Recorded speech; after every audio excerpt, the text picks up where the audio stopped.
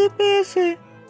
তবে লুকিয়ে আমার সাথে চল, আমার ছানাদেরকে রেখে আমি তোদেরকে নিয়ে মালিকের ঘরে যাচ্ছি, ওইখানে নিশ্চয়ই একটু দুধ পাবো। এইভাবে মুরগি রোজ লুকিয়ে লুকিয়ে সেই বাচ্চা দুটোকে দুধ খাওয়াতো।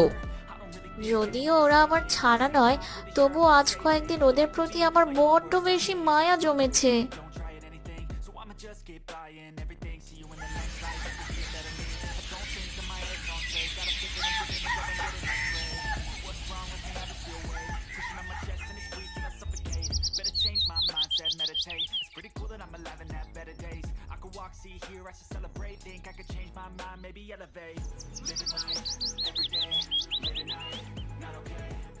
এ কি, মুরগির সব ছানাগুলো আছে অথচ আমার দুটো ছানা কোথায়? এই মুরগি তবে ওদেরকে মেরে ফেলেছে? না, এটা হতে পারে না। আমি ওকে ছাড়বো না, ওর ছানাদের আমি গিলে খাবো।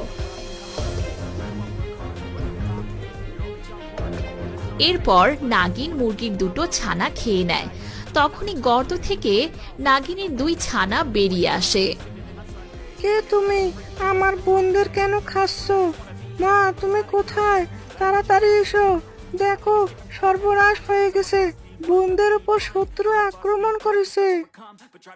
তোরা বেঁচে আছিস আর মাকে চিনতে পারছিস না? মাকে শত্রু বলছিস? আমি হলাম তোদের মা।